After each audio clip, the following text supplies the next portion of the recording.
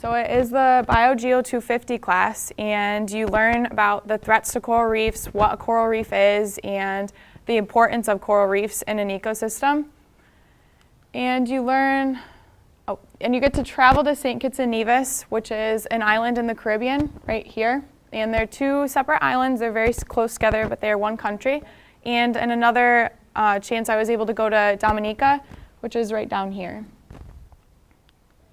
This is St. Kitts and Nevis, the island. That's the Nevis Peak. And this is the beach that we stay on when we go down there. And this is one of the dive sites that we get to go, one of the many. This is Bug's Hole. It's off St. Kitts. It's pretty shallow reef, about 30 feet. This is in Dominica. When I traveled to Dominica it was a couple months ago.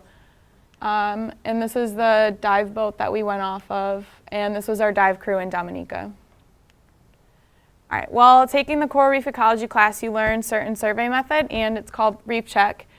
And you learn about certain indicator fish. You go along a 100-meter transect, and you count each individual one of those fish for a certain amount of distance, and that allows you to get a good assessment of the health of the reef. So some of the indicator fish species are butterfly fish, grunts/margates, snapper, grouper, Nassau grouper, parrotfish, and moray eels. The two fish up there are both banded butterfly fish. And fun fact about butterfly fish is that they mate for life. So when you see one butterfly fish, chances are its mate's going to be within a couple of feet. And then we also do indicator invertebrates, and some of those are sea fans or sea whips, also known as gorgonias, trumpet tritons, sea eggs, diadema, flamingo tongue, banded coral shrimp, lobster, and pencil urchins. So for that one, you go along the transect and you count everything that you can find within your little area. We also do substrate tests. So this one's a little bit different than the indicator or the fish and the invert surveys. You go along the transect line and you go every half meter, and you record what you find. You use a plumb bob, which is basically just like a washer tied to a string. You drop it down and you record whatever it lands on. So we do rock, sand, silt, rubble, recently killed coral, sponge, nutrient indicator algae, hard coral, soft coral, and other. So other would be anything that's none of those things. So here are some of the fish species that we count. That's a huge school of grunts and margates and a few other ones. It's sometimes hard at certain reefs that we do. They go under things, so you have to like stick your head under and try and see what you can count. And when there's big schools, they're hard to count because you're trying to go down the transect line. You have only a certain amount of time before you run out of air, so you have to like divide them and count them. It can be difficult at times. This is a 4-eye butterfly fish. Oops. And then there's some more grunts and margates. And there's a grouper right here. Grouper are sometimes hard to count because they like to hide. So anytime they see you coming, they'll go into a crevice. And you can also only count grouper up to 30 centimeters long. And then my second year taking the class, I did a different survey method called AGRA. AGRA is a pain in the butt, to say the least. You have to learn 50 plus corals. You have to be able to identify them by looking at them. And then you don't need to know their scientific names, but I just like to do that so that I can know them.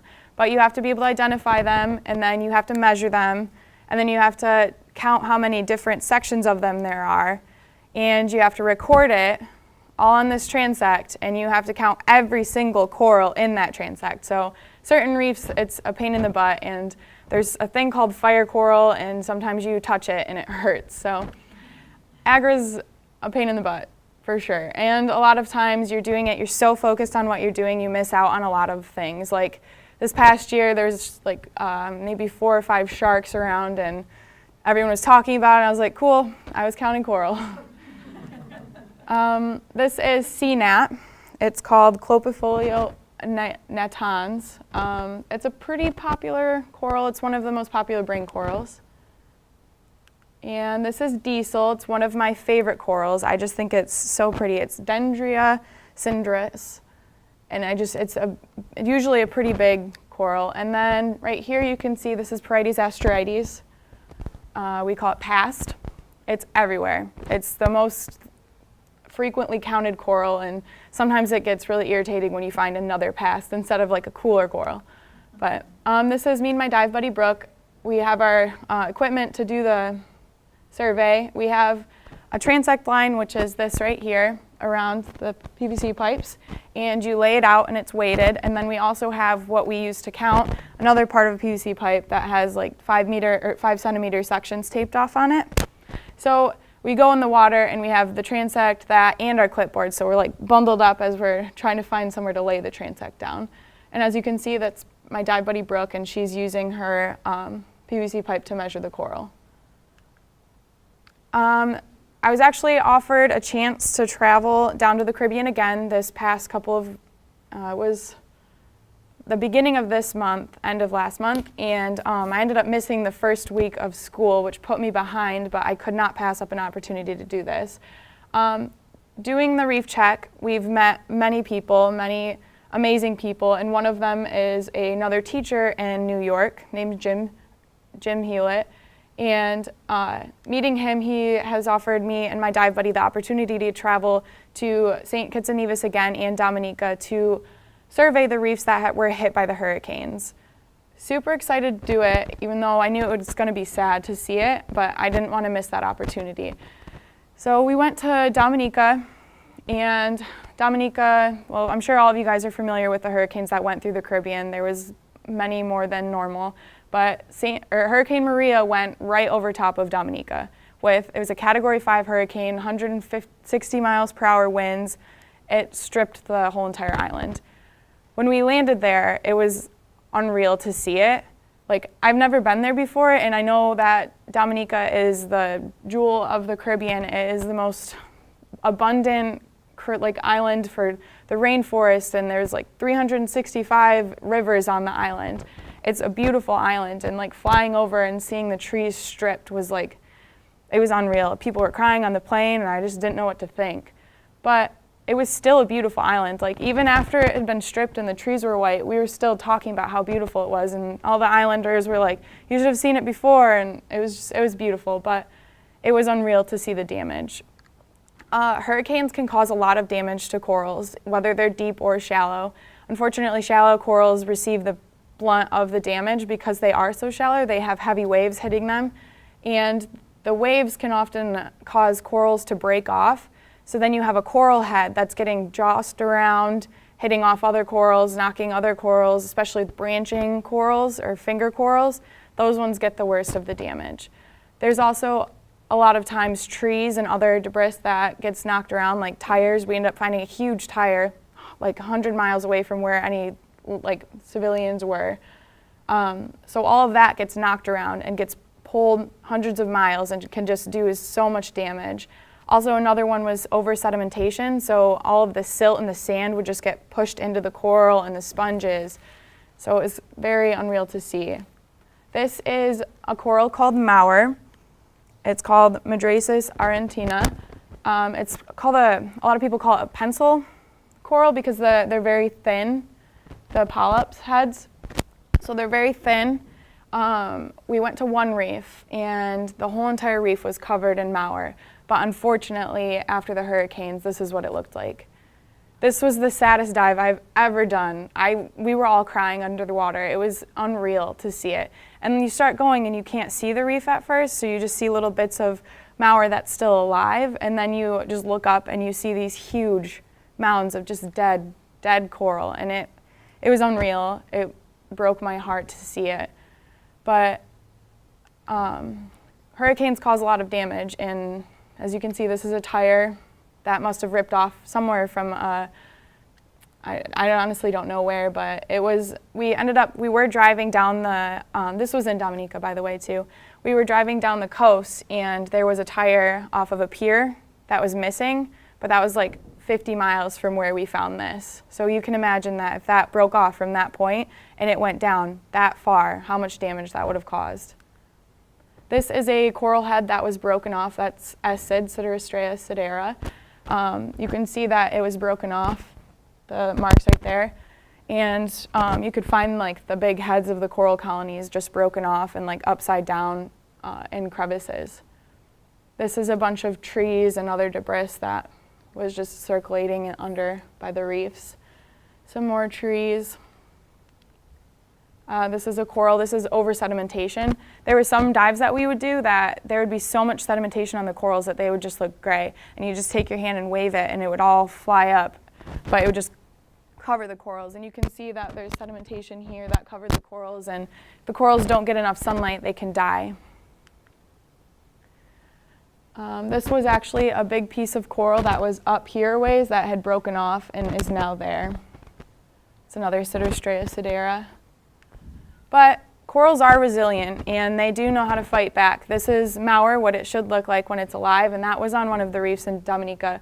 Dominica is one of the best places I've ever dove. I haven't dove very many places, but I've seen things there that I have never seen before, and it was beautiful. This is at Bug's Hole, I believe, one of the reefs in Nevis, and this is a soft coral. We've never seen it before, and then we dove there after the hurricanes and it was there, so that was really cool to see. Diesel again, a big colony of diesel. Here's sea fans and sea whips, a bunch of them. One of the reefs we dove in, Dominica, was just covered with them. A porcupine fish, they're also usually in pairs. Parrotfish and some sea gnat. That is a nurse shark. Unfortunately, I didn't get to see that one. The whole first year I was down there, I didn't get to see any sharks, and I told my parents I wasn't coming back unless I saw one. And then the second year, I ended up seeing one, but it was underneath some rocks, and it wasn't swimming around. And then that's why I was so mad when everyone was talking about all the sharks they got to see. And I was like, cool, I was counting coral, like, didn't get to see them. But it's pretty cool just to see pictures of them. Here's a sea turtle. One of the reefs in St. Kitts and Nevis has a ton of sea turtles, and almost every time you dive there, you'll see them. This is a green sea turtle, by the way, too. Lionfish, they're actually invasive to the Caribbean, and most of the time when the dive guys are down there, they'll spear them because they eat a lot of the juvenile fish. There's not such a big problem in St. Kitts and Nevis, but when we went to Dominica, they would bag at least 20 of them almost every single dive we went. Like big ones, little ones, it was crazy how many there were.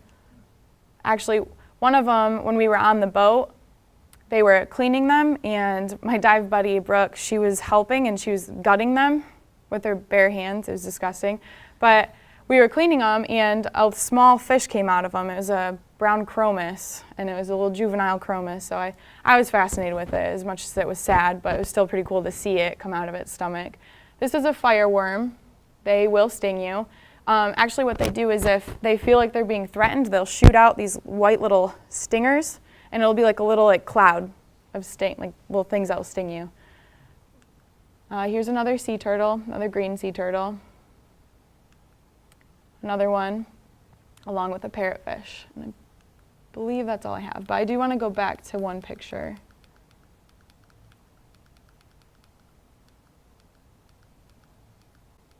This coral colony. This was the biggest coral colony I've ever seen. It was about 7.5 feet by 7.5 feet. It was like way bigger than all of us, and we came across it, and it took so long for me to realize what it was. The thing was huge, and it was in pretty good shape. There were some parts of it that weren't alive anymore, but it was so amazing to see it. Also, when we were in Dominica, we learned another survey method. It's called Manito, where you literally get trolled behind a boat and you have to count everything you see. So there's a joke that everyone called it shark bait because you literally were a shark bait. So you hold onto a board that's tied up, basically you'd be tubing, but your whole body's in the water and you're holding onto the board and your head's in the water. And you get pulled for 2 minutes, and then after the 2 minutes you have to record everything that you've seen as far as turtle grass, sand, is it mostly rock, is it mostly coral, and you can dive down, and it's actually pretty cool because you can dive down and push and go to the side and stuff. But I was kind of nervous about doing it just because they literally call it shark bait and people troll to get big fish and shark, and so I was nervous, but my dive buddy did it, and she's little, she's 5 foot, and she's very small, so I was if she can do it, I can do it. So I get in the water, I was kind of nervous, and we're going, and all of a sudden I see a barracuda. I should have started the story.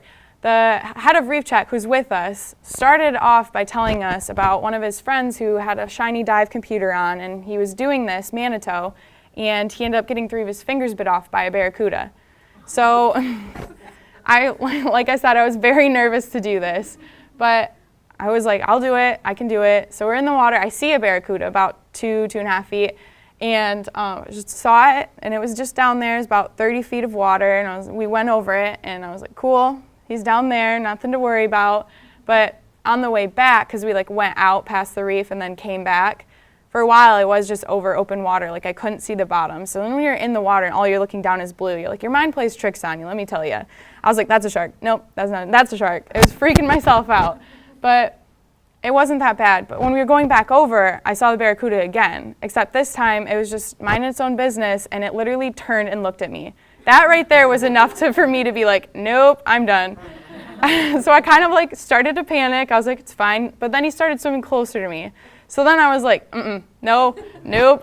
So I like lifted my head up, and they're like looking at me, and I was like, started shaking my head, and they're like, stop, stop. I look back down, it's closer, and then it levels out with me. I was like, I started pulling myself back to the boat on the rope, like completely left the board, pulled myself back, and the people on the boat said it took me like 10 seconds to get 60 feet. They said I flew, and they like didn't know what was going on, but as I was pulling myself, the board like casted a big shadow behind me, so they all thought I was getting chased by a shark. So they're like, pull her up, and then I get on the boat and I just started laughing. And they're like, what was it? What, are you okay? I'm like, it was just a barracuda. It was chasing me, and it was really funny, but I didn't do Manito the rest of the trip after that. I was like pretty much scarred.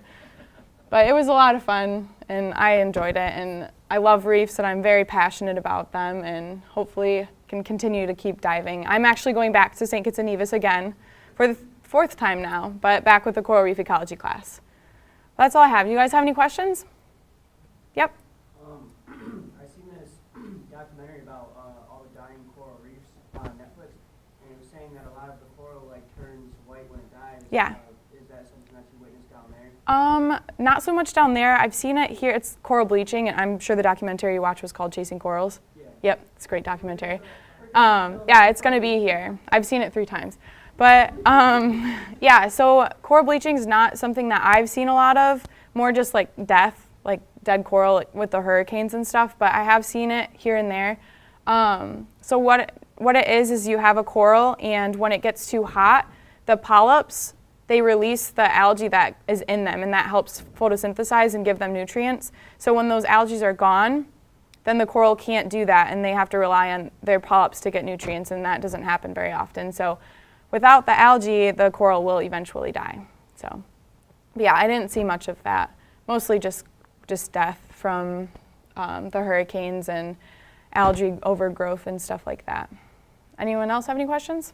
Yep. What would you say? What you looked at it, half of it had been destroyed? It's hard to say. In St. Kitts and Nevis, there wasn't that much damage, just because the hurricane didn't like go directly over them.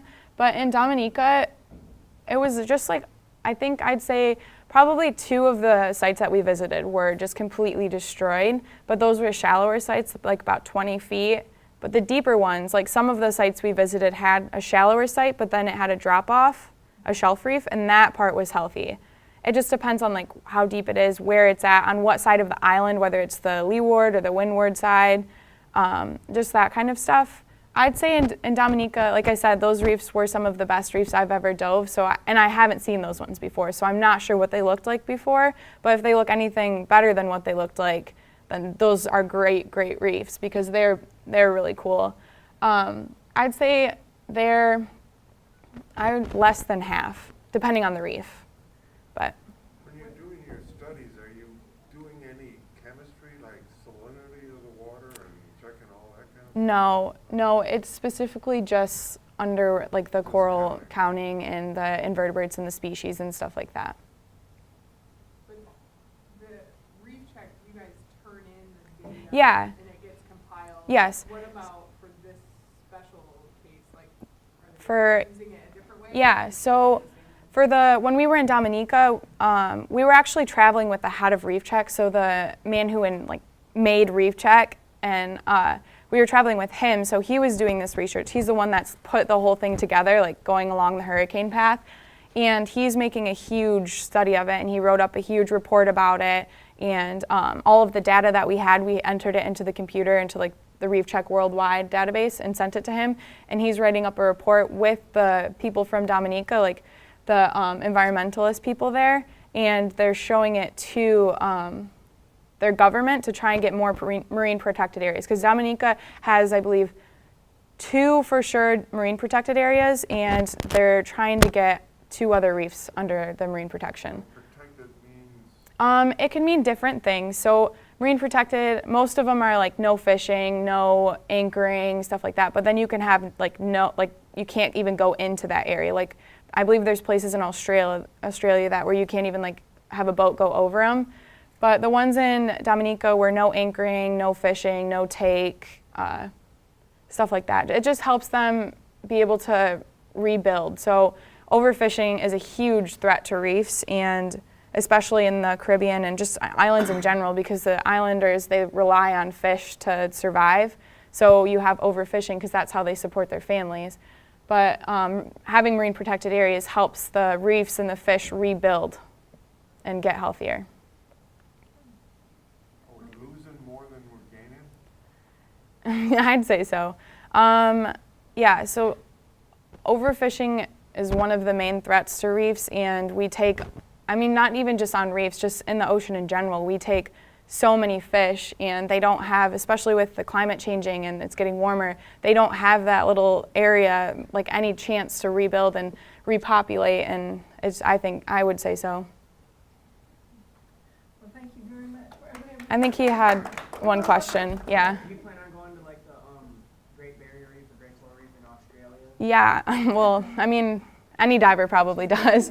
I mean, I am a college student, so money's an issue sometimes. But there's a lot of places I would love to dive. A lot of places. There's so many places in Michigan to dive, actually, that not necessarily coral reefs, but that are just beautiful dive sites. But time, money, I'll get there eventually, someday. Well, thank you. Yep.